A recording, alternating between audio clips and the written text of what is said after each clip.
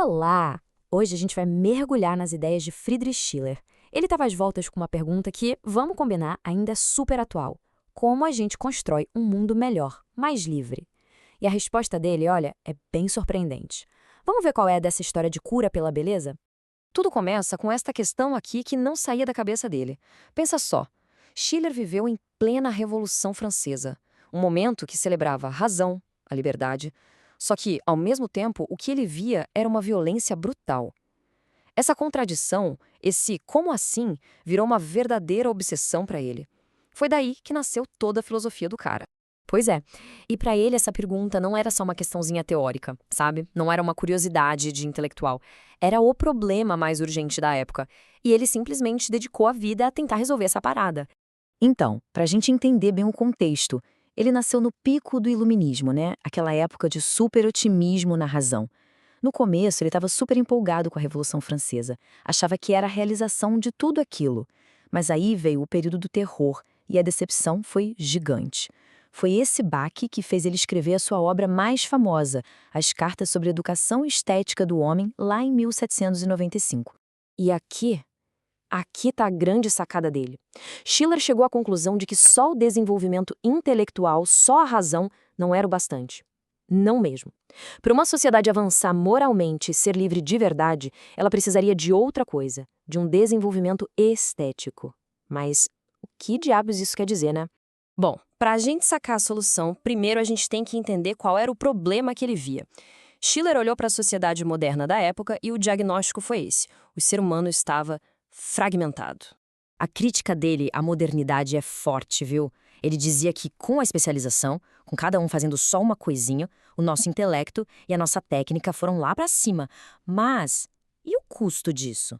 A gente foi perdendo a sensibilidade, o nosso equilíbrio interno. A gente virou, tipo, ótimos especialistas numa coisa só, mas seres humanos pela metade, sabe? Incompletos. Ele era muito fã do Kant, sabe? Mas ele viu um problema sério ali na filosofia kantiana, essa separação muito radical entre razão e sentimento. Para o Schiller, essa divisão, essa era a doença do mundo moderno. A solução não era a razão mandar nos sentimentos, mas sim juntar os dois. Era preciso curar essa fratura que a gente tem por dentro. Tá, mas como é que se cura essa fratura? É aí que a gente chega no coração do pensamento do Schiller. A resposta para ele era clara: a educação estética. Em outras palavras, a cura pela beleza. Então, o ponto central é este. Schiller estava convencido de que a arte, a experiência do belo, eram as únicas ferramentas que podiam botar ordem nessa nossa bagunça interna. Estética para ele não era luxo, não era passatempo, era a chave para a gente se tornar seres humanos inteiros e, claro, consequentemente, cidadãos melhores. Mas na prática, como é que a arte faz essa mágica? Primeiro, ela funciona tipo uma ponte, sabe? Conecta a razão com a sensibilidade. E quando isso acontece, a gente desenvolve uma liberdade interior de verdade, que não é só não ter ninguém mandando na gente, é um equilíbrio lá dentro. E o resultado disso? Pessoas completas, não mais gente quebrada em pedaços. Ok, a teoria é linda, né? Mas como é que isso rola na prática, dentro da gente? Para explicar isso, Schiller mapeou o que ele chamou de 3 impulsos humanos fundamentais, ou Triebe em alemão. Vamos dar uma olhada neles? Funciona assim. De um lado, a gente tem o que ele chamou de impulso sensível. É o nosso corpo, nossas sensações, o mundo mudando o tempo todo.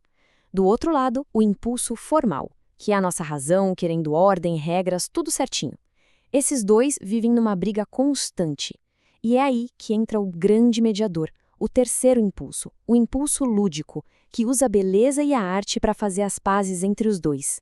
Esse impulso lúdico é, sério, a parte mais genial da ideia dele. É a nossa vontade de brincar, de jogar, de criar arte. É quando a gente está nesse estado lúdico que nem a razão, nem os sentimentos ficam no controle total. A gente não é só um corpo que sente, nem só uma mente que pensa. A gente é as duas coisas ao mesmo tempo, em harmonia. E é exatamente aí que a gente experimenta a liberdade de verdade.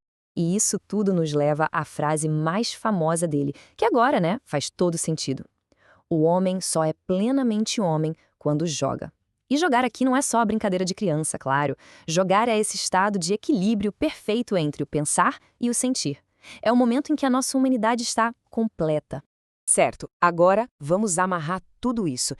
Como é que essa experiência super pessoal, de beleza e de jogo, se conecta com a ideia de uma sociedade melhor? Como isso vira liberdade política? Pensa só, quando a gente está ali de frente para uma obra de arte ou totalmente envolvido numa atividade lúdica, a gente entra numa espécie de bolha. Naquele momento, estamos livres das necessidades do corpo, da fome, do cansaço, e também estamos livres das regras duras da razão. É um respiro. É um momento de pura liberdade. E aí a lógica dele se fecha, passo a passo. Primeiro, a educação pela beleza cria pessoas com harmonia interna. Depois, essas pessoas equilibradas alcançam uma liberdade interior de verdade. E, por fim, a conclusão. Só pessoas que são livres por dentro, que não são escravas nem dos próprios impulsos nem de regras cegas, é que podem construir um Estado livre de verdade. A mudança política para ele começa dentro de cada um. Então, fica claro que para Schiller, beleza não é só questão que gosto ou um enfeitinho. É muito mais profundo. A beleza é a liberdade que a gente consegue ver e sentir. É quando a gente olha para algo e percebe aquela harmonia perfeita entre a forma e o conteúdo, entre a regra e a vida. A beleza é a prova de que sim, essa harmonia interna é possível. E tudo isso nos deixa com uma pergunta, né? Uma pergunta para a gente levar para casa. As ideias do Schiller têm mais de 200 anos, mas parecem ter sido escritas ontem. Nesse nosso mundo de hoje, que é tão focado em produtividade, em ser eficiente o tempo todo, onde é que a gente encontra espaço para o nosso impulso lúdico? Onde é que a gente encontra essa brincadeira, que, segundo ele, é o que nos torna inteiros?